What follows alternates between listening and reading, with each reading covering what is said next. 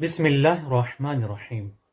माह रमज़ान मुबारक में अगर कोई शख्स रोज़े की हालत में है और वो इंजेक्शन लगवाना चाहे तो क्या उसका रोज़ा बातिल हो जाएगा? इंजेक्शन लगवाने से रोज़ा बातिल नहीं होता है और इसी तरीके से ग्लूकोज जो बोतल लगवाई जाती है उससे भी रोज़ा बातिल नहीं होता है।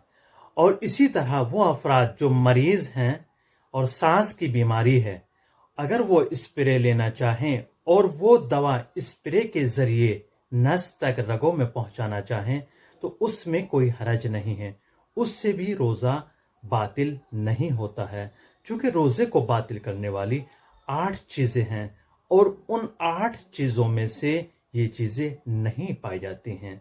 आप ऐसी वीडियो देखने के लिए हमारे चैनल को सब्सक्राइब करें और ये हम सबकी जिम्मेदारी है इस पैगाम को आगे पहुंचाएं।